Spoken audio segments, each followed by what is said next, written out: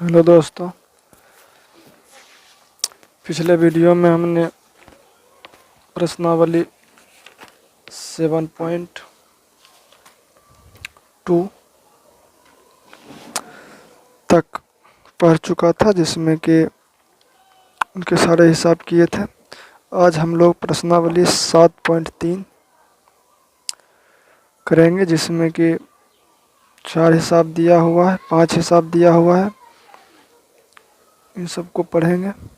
प्रश्नावली 7.3 पढ़ने से पहले हम लोग त्रिभुज के सूत्र के बारे में जानेंगे कि निर्देशांक ज्यामिति में जो 3 बिंदु से बनने वाला त्रिभुज होता है उसके क्षेत्रफल का सूत्र क्या होता है। तो निर्देशांक ज्यामिति में आप लोग जानते होंगे कि 3 बिंदु से एक त्रिभुज बनेगा और उस त्रिभुज का क्षेत्रफल। इस चैप्टर में 7.3 में यही दिया रहेगा, 3 बिंदु दिया रहेगा और उससे निर्मित त्रिभुज का क्षेत्रफल हमें निकालने को कहेगा या उसी से संबंधित प्रॉब्लम रहेगा। तो यहाँ पे जो है मैं पहले मान लेता हूँ 3 बिंदु, बिंदु ए,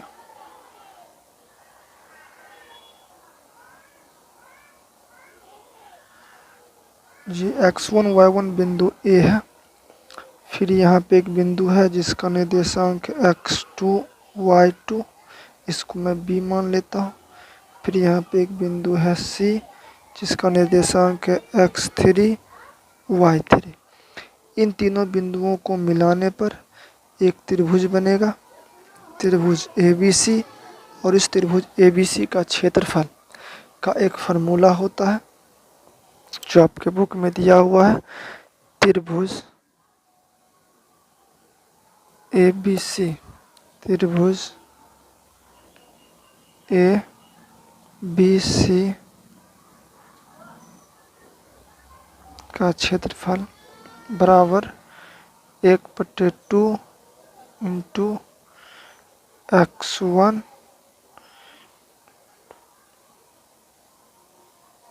y2 minus y3 plus x2 into y3 minus y1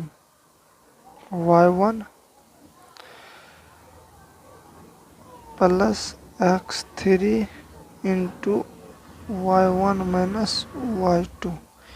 ये त्रिभुज के सूत्र का फार्मूला होता है, जिसका प्रयोग करके हम लोग आगे का हिसाब बनाएंगे। तो अक्सर यही फार्मूला लगेगा और इसी फार्मूला पे हिसाब बनेगा। तो ये हो गया। और एक और बात आता है, मतलब एक और कंसेप्ट आता है यहाँ पे, संरेख।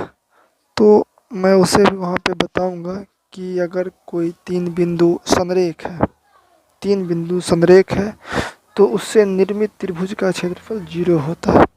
इस बात को हिसाब में मैं बता दूंगा।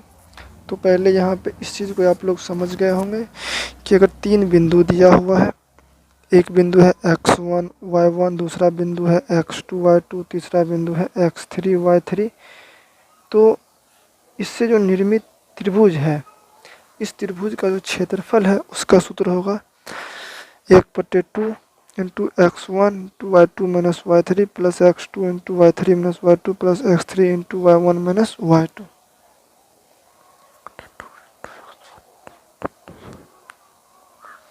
अब हम लोग आते हैं अपने हिसाब की तरफ। तो जो हमारा हिसाब है 7.3 का जो पहला हिसाब है वो ये है कि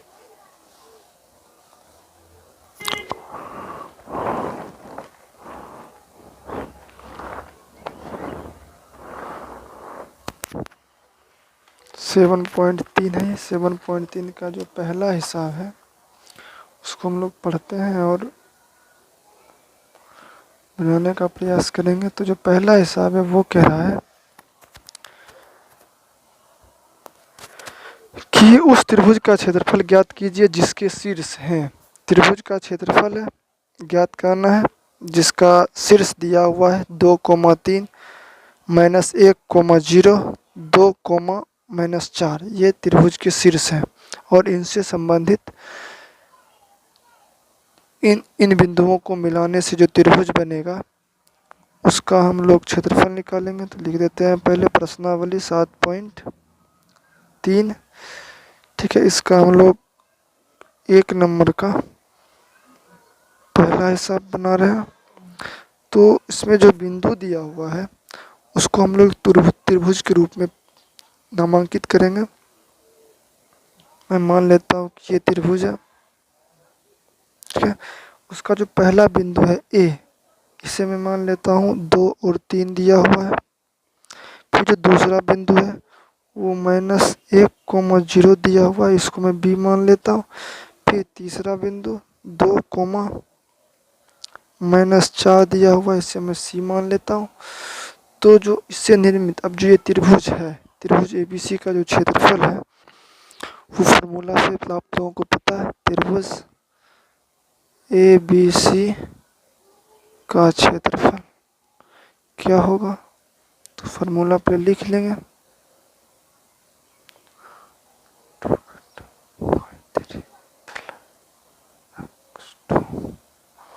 y3 घटा y1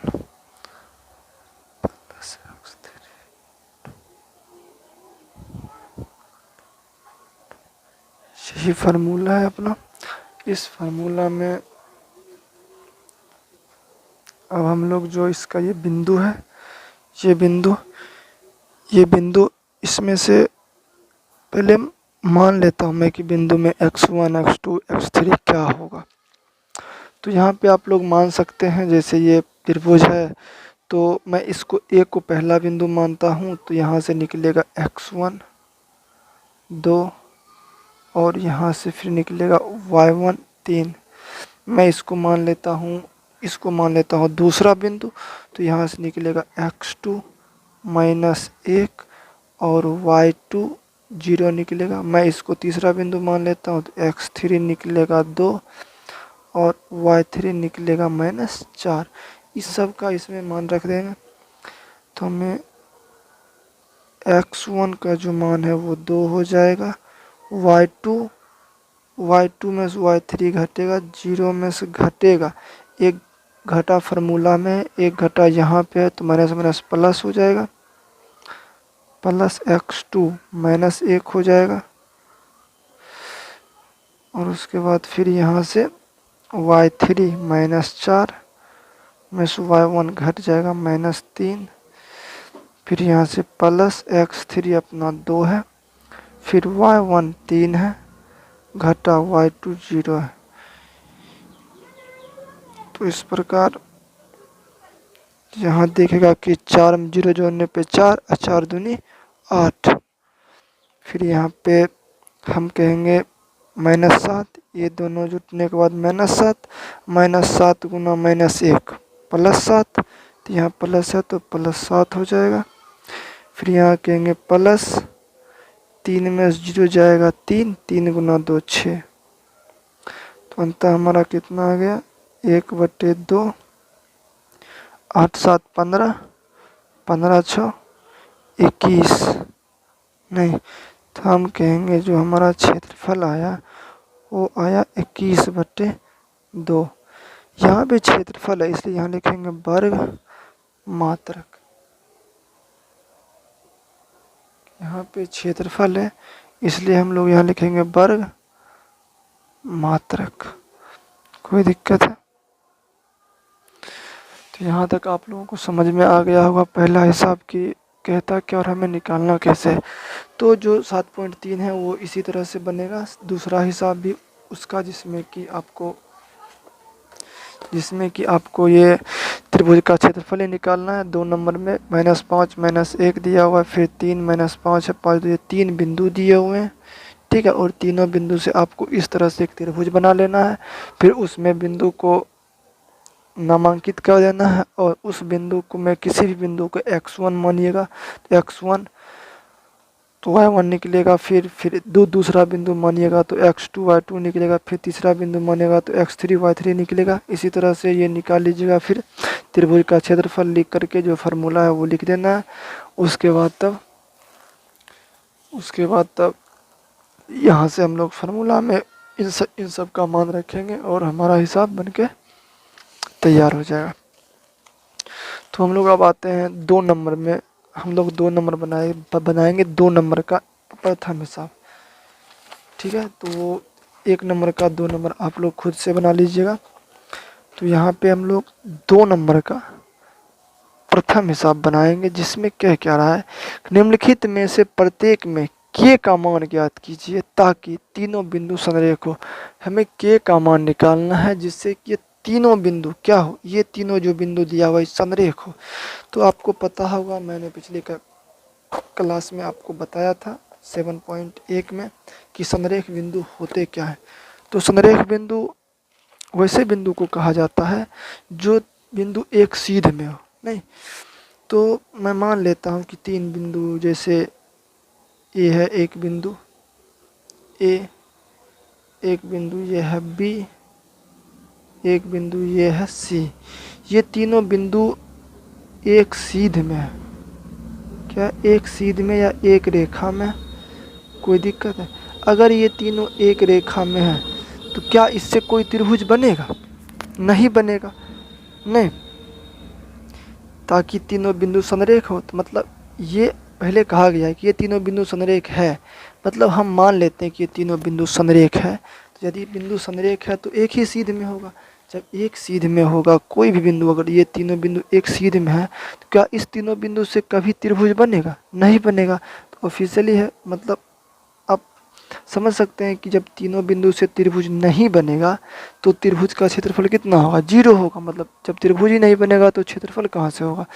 तो हम ये कहेंगे कि इस तीनों बिंदु से जो बनने वाला त्रिभुज है वो त्रिभुज बनेगा ही नहीं। इन तीनों बिंदु से जब त्रिभुज नहीं बनेगा तो उसका क्षेत्रफल भी नहीं होगा। क्षेत्रफल नहीं होगा मतलब क्षेत्रफल बराबर 0।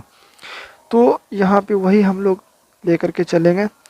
तो इन तीनों बिंदुओं का जो निर्देशांक में लिख लेता हूँ 7, -2, फिर है 5, 1, फिर क्या है 3, k। और इस k का हमें वैल्यू चाहिए। ये तीनों बिंदु संरेख है। तो हम यहाँ से पहले x1 y1 सब निकाल लेते हैं। ये पहला बिंदु है तो x1 बराबर 7, y1 बराबर -2। अगर ये दूसरा बिंदु है तो x2 बराबर 5, y2 बराबर 1। अगर ये तीसरा बिंदु है तो x3 बराबर 3 और y3 बराबर k। इस तरह से निकल जाएगा। अब हम लोग फार्मूला से निकालेंगे कि यदि, देख यहाँ लिख देते हैं, यदि तीनों बिंदु बी सी, यदि तीनों बिंदु ए बी सी संरेख है तो उससे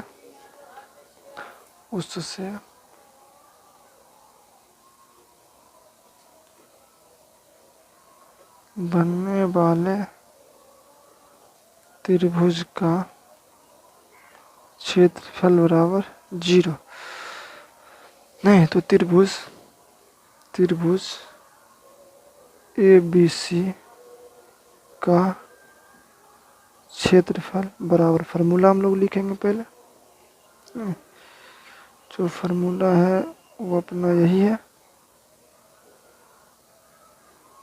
पिछले हिसाब में भी आप लोग इसी फार्मूला का प्रयोग किए थे। तो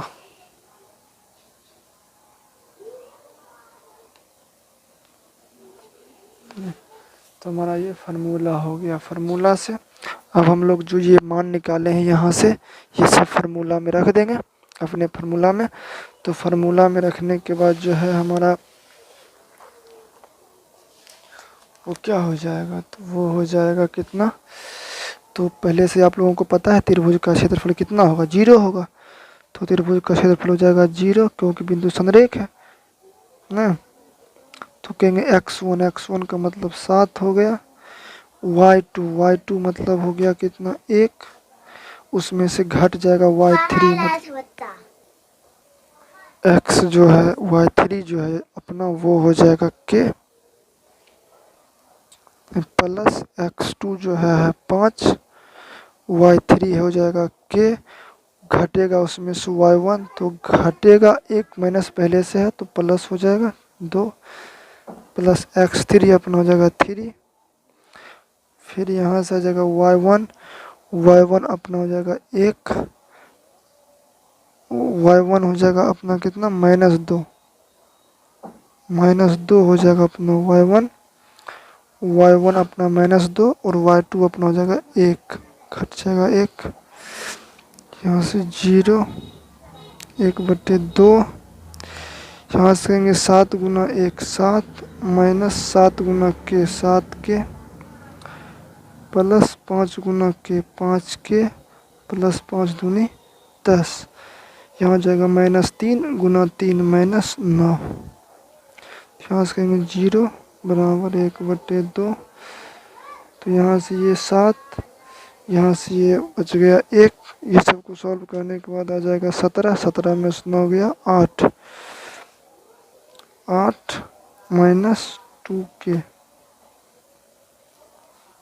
नहीं 8 -2 के, ये 2 इधर भाग में है, इधर आएगा गुना में तो 0 हो जाएगा, नहीं बराबर 8 -2 के, क्योंकि ये 2 भाग में, इधर जब लाएंगे 0 की तरफ गुना में तो 0 गुना 2 0 हो जाएगा 8 के।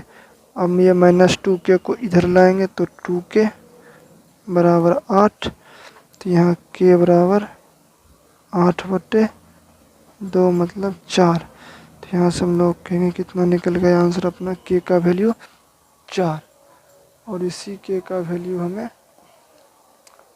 मतलब यहाँ समझ रहे ना, यहाँ से हो गया कि 2 गुना 0 करेंगे ना तो ये हो जाएगा 0, फिर ये -8 -2 के, तो 8 -2 के में हो जाएगा कितना 0 बराबर 8 -2 के, फिर ये 2 के माइनस में है, इधर आएगा प्लस में 2 के, ये 8 बच जाएगा, फिर ये 2 गुना में है, इधर आएगा भाग में, के बराबर 8/2 बराबर 4, तो यही अपना के का वैल्यू है। इस बिंदु में के का वैल्यू 3 लेने पर ये बिंदु संरेख हो जाएगा, कितना जगह संरेख हो जाएगा। इसी तरह से जो है अपना 2 नंबर का हिसाब भी बनेगा, जो यहाँ पे 7.3 के 2 नंबर का जो 2 नंबर हिसाब है, 8 1 के -4 2 -5, ठीक है। इस हिसाब में भी यही कहता है कि संरेख निकालने के लिए कि ये बिंदु मतलब ये बिंदु संरेख है या नहीं, मतलब संरेख है, ठीक है। तो के का वैल्यू निकालना है, तो यहाँ से इसी तरह से आप लोग बनाइएगा। यहाँ पे जो है 3 बिंदु ले लीजिएगा, जो कि यदि बिंदु तीनों संरेख पहले से दिया हुआ है तो ABC संरेख है तो एक ही सीध में होगा, तीनों बिंदु का नामकरण कर दीजिएगा, उसके बाद निर्देशांक लिख दीजिएगा, उसके बाद फिर यहाँ से जो है x1 x2 x3 y1 y2 y3 निकाल लीजिएगा, यहाँ पे लिख दीजिएगा। यदि तीनों बिंदु ABC संरेख है तो उससे बनने वाले त्रिभुज का क्षेत्रफल 0 होगा, तो त्रिभुज ABC का क्षेत्रफल 0 हो जाएगा। यहाँ से फार्मूला में इन तीनों का जो आप निकालेंगे उसको रख दीजिएगा, रख देने के बाद सॉल्व कीजिएगा, यहाँ तक में के का वैल्यू निकल जाएगा। तो फिर अब हम लोग आते हैं अपने हिसाब 3 नंबर की ओर। 3 नंबर का हिसाब अगर आप लोग ध्यान से पढ़िएगा तो यहाँ देखिए लिखा हुआ है शीर्षों 0, -1 2, 1 और 0, 3 वाले त्रिभुज की भुजाओं के मध्य बिंदुओं से बनने वाले त्रिभुज। तो यहाँ जो तीनों बिंदु से और जो त्रिभुज बनेगा उस त्रिभुज की भुजाओं के मध्य बिंदुओं से बनने वाले त्रिभुज का क्षेत्रफल ज्ञात करना है। मतलब यहाँ समझिए इस तरह से, जो 3 नंबर का हिसाब है वो कहता है कि एक त्रिभुज है, ठीक है। इस त्रिभुज का जो है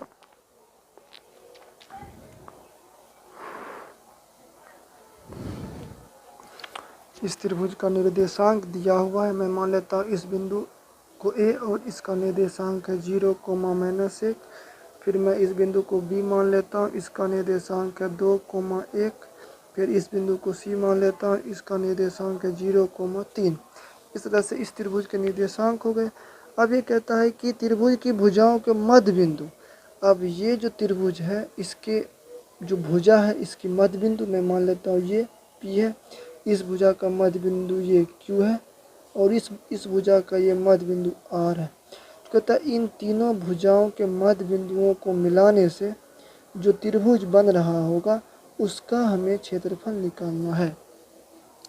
तो इसका आप लोग क्षेत्रफल दो तरीके से निकाल सकते हैं। इस त्रिभुज का क्षेत्रफल, जो त्रिभुज कलर में कर रहा हूँ छायांकित जो भाग है, उसका क्षेत्रफल आप दो तरीके से निकाल सकते हैं। तो पहला तरीका ये है कि आप इस त्रिभुज के निर्देशांक ज्ञात कर लीजिए। ये मतलब अगर ये मध्य बिंदु है तो m1 अनुपात m2 1 हो जाएगा, 1 हो जाएगा। तो हम यहाँ से इसका निर्देशांक निकाल लेंगे।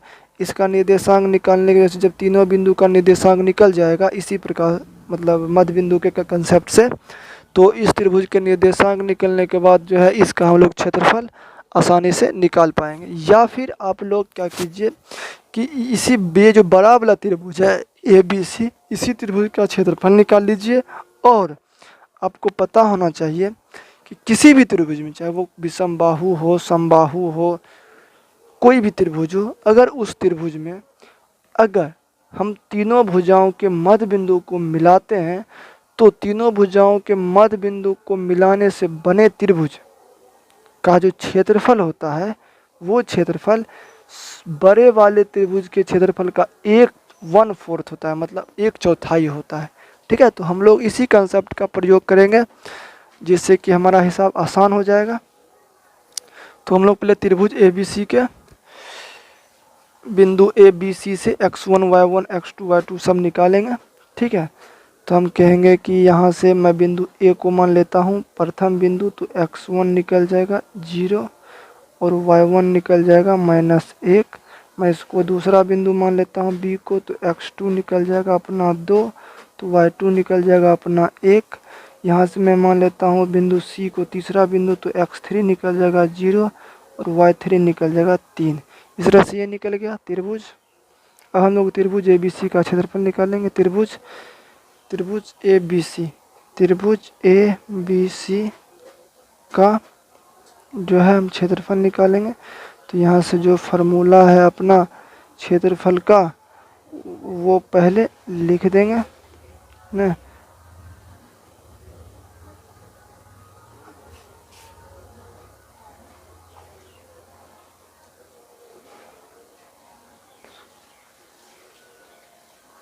कोई दिक्कत, ये हमारा फार्मूला है। इस फार्मूला से हम लोग अब इस त्रिभुज का जो है क्षेत्रफल निकालेंगे, जिसमें कि इस फार्मूला में हम लोग मान रखेंगे। जो मान हमारा है, मतलब ये जो मान हमने माना है इन सब को रख देंगे। तो x1 है 0, y2 y3, y2 1 है और -y3 3 है, प्लस x2 अपना 2 है, x2 2 है, y3 अपना 3 है, घटा y1 अपना y1 अपना -1 है, तो +1 हो जाएगा। फिर यहाँ x3 अपना 0 है और y1 अपना -1 हो जाएगा और y2 +1 है, तो -1 हो गया यहाँ पे। यहाँ से हम लोग कहेंगे 1/2, यहाँ से ये निकलेगा -2 गुना 0 0 प्लस ये 3 1 4 4 दूना 8 प्लस यहाँ से निकलेगा -2 गुना 0 0। नहीं, तुम लोग यहाँ कहेंगे क्या पता है ना, 1/2 और गुने ये सब जोड़ेंगे तो 8, यहाँ से काटेंगे 4। तो हम कहेंगे कि जो ये त्रिभुज है उसका क्षेत्रफल निकला 4 वर्ग मात्रक। किसका क्षेत्रफल? ये जो त्रिभुज है ABC, उसका जो क्षेत्रफल निकला वो कितना निकला? 4 वर्ग मात्रक। अब थोड़ा सा प्रमेय लिख दीजिएगा। हम जानते हैं किसी त्रिभुज के मध्य बिंदु को मिलाने से बने त्रिभुज का क्षेत्रफल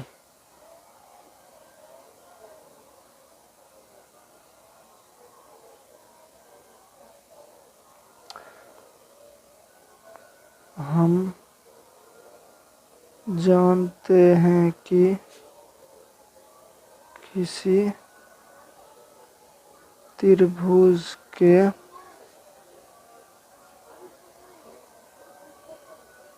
मध्य बिंदु को मिलाने से बने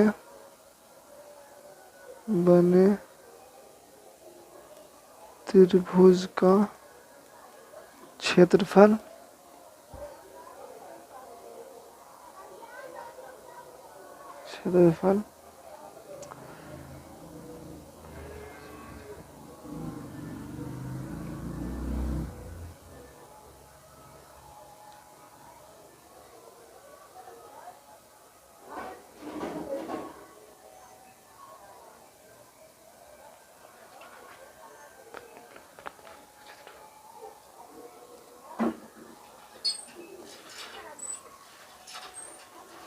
मूल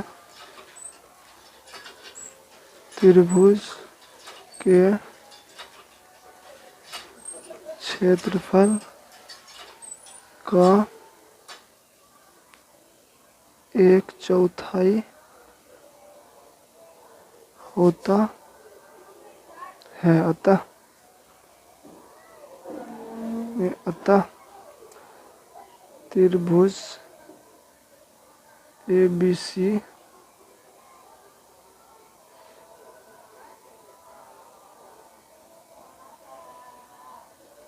का क्षेत्रफल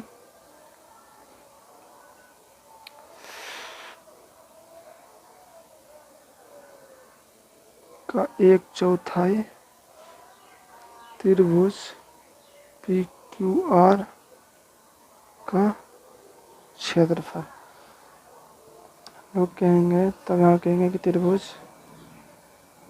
PQR का क्षेत्रफल बराबर 4 गुना क्या है? त्रिभुज ABC का क्षेत्रफल 4 है, गुना 1/4 मतलब 1 वर्ग अच्छी हो जाएगा अपना मात्रक। इस बात को आप लोग समझ गए होंगे भली भांति। तो ये छायांकित जो त्रिभुज है अपना, उसका जो क्षेत्रफल होगा ये मूल त्रिभुज के क्षेत्रफल का 1/4 होगा। ठीक है ना? तो आप इस ढंग से इसे बना सकते हैं, इस हिसाब को। तो अगर दोस्तों हमारी वीडियो अच्छी लगी हो तो इसे लाइक करें और शेयर करें, अपने दोस्तों तक पहुंचाएं।